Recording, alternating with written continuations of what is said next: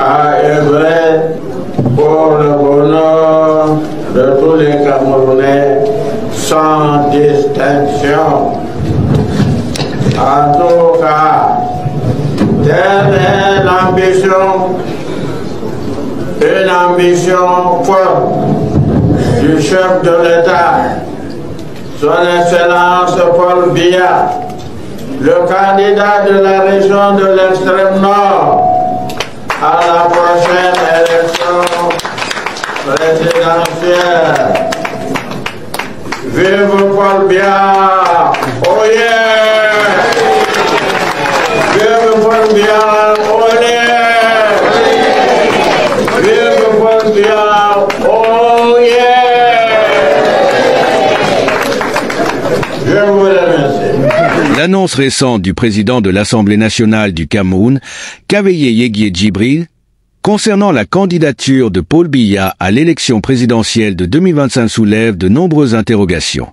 Paul Biya, à 92 ans et après plus de 4 décennies au pouvoir, incarne une figure politique controversée qui continue de polariser l'opinion nationale et internationale. Alors que la constitution camerounaise permet une réélection sans limite d'âge ou de mandat, la perspective de voir un nonagénaire briguer un nouveau mandat dans un pays marqué par des défis structurels complexes ne manque pas de susciter le débat. Depuis son accession au pouvoir en 1982, Paul Biya a exercé un contrôle quasi absolu sur le Cameroun, consolidant un régime qui a oscillé entre autoritarisme et pseudo-démocratie. Son règne a été caractérisé par une stabilité apparente, souvent saluée par ses partisans, mais aussi par des crises sociales, économiques et sécuritaires récurrentes. Les appels à une transition politique se font de plus en plus entendre, en particulier parmi les jeunes générations qui aspirent à une gouvernance plus dynamique et inclusive. L'annonce de sa candidature renforce ainsi le clivage entre ceux qui perçoivent en lui un symbole de continuité et ceux qui considèrent son maintien au pouvoir comme un obstacle au progrès et à la démocratisation du pays. L'un des points centraux de cette discussion est l'état de santé de Paul Biya et sa capacité à gouverner efficacement un pays confronté à des défis multiples. À 92 ans, les préoccupations quant à ses capacités physiques et mentales sont légitimes, bien que rarement abordées ouvertement dans le discours politique camerounais. Ses apparitions publiques sont rares et soigneusement orchestrées, alimentant les spéculations sur son rôle réel dans la gestion quotidienne de l'État. Cette situation soulève des questions fondamentales sur la transparence et la responsabilité au sommet de l'État, des valeurs essentielles dans toute démocratie fonctionnelle. Par ailleurs, l'annonce de cette candidature illustre une fois de plus la nature rigide et centralisée du système politique camerounais, où la personnalité du chef de l'État semble prévaloir sur les institutions. La longévité de Paul Biya au pouvoir reflète les failles d'un système où les mécanismes de renouvellement démocratique sont presque inexistants. Malgré l'existence d'une opposition politique, celle-ci reste fragmentée, affaiblie par des divisions internes, une répression gouvernementale constante et un accès limité aux ressources médiatiques et financières. Cette dynamique renforce l'idée que le Cameroun est davantage une démocratie de façade qu'un État réellement ouvert à la compétition politique. Le contexte sécuritaire du Cameroun est également un facteur clé dans cette analyse. Depuis plusieurs années, le pays fait face à une insurrection séparatiste dans les régions anglophones, qui a conduit à des violences persistantes et à des déplacements massifs de population. Parallèlement, la lutte contre Boko Haram dans l'extrême nord continue de mobiliser d'importantes ressources humaines et financières. Dans ce contexte, la candidature de Paul Biya pourrait être perçue comme une tentative de maintenir un statu quo qui a, jusqu'à présent, échoué à résoudre ces crises. Une transition politique aurait pu offrir l'opportunité d'aborder ces défis avec une perspective nouvelle, mais l'annonce d'une continuité risque d'exacerber le sentiment de frustration parmi les communautés affectées. Sur le plan économique, le Cameroun reste un pays aux potentialités immenses, mais largement sous-exploité en raison d'une gouvernance inefficace et d'une corruption endémique.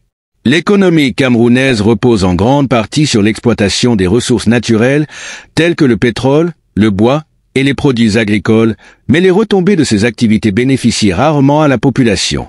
Les inégalités sociales et régionales demeurent criantes et le taux de chômage, en particulier parmi les jeunes, est alarmant. La candidature de Paul Biya, loin d'être un catalyseur de changement, symbolise pour beaucoup la perpétuation d'un système incapable d'apporter des réponses aux besoins pressants des citoyens. Un autre aspect crucial de cette annonce est la réaction de la communauté internationale. Le Cameroun, en tant que pays stratégique en Afrique centrale, attire l'attention des puissances mondiales, notamment la France, les États-Unis et la Chine, en raison de sa position géographique, de ses ressources naturelles et de son rôle dans la stabilité régionale. Cependant, ces relations internationales sont souvent marquées par un pragmatisme qui privilégie les intérêts géopolitiques au détriment des valeurs démocratiques.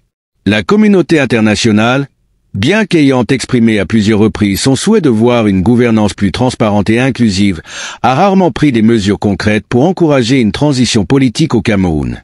Cette inertie alimente un sentiment d'impunité parmi les élites au pouvoir, consolidant leur emprise sur le pays. Il est également essentiel de souligner l'impact psychologique de cette annonce sur le peuple camerounais. Pour une grande partie de la population, en particulier les jeunes, l'idée d'un président qui reste en fonction pendant plus de 40 ans est source de désillusion et de frustration. Le manque de perspective pour un changement réel dans un avenir proche pourrait alimenter un sentiment de résignation, voire de mécontentement, qui pourrait se traduire par des tensions sociales accrues. À l'inverse, les partisans de Paul Biya voient en lui une figure rassurante et expérimentée, capable de préserver la paix et l'unité dans un pays où les divisions ethniques et linguistiques sont profondes. Enfin, l'annonce de la candidature de Paul Biya pour 2025 soulève des questions fondamentales sur l'avenir de la démocratie au Cameroun. Le pays se trouve à un carrefour critique où il doit choisir entre la continuité d'un système qui, malgré ses failles, a assuré une certaine stabilité, et l'exploration de nouvelles voies vers une gouvernance plus participative et équitable.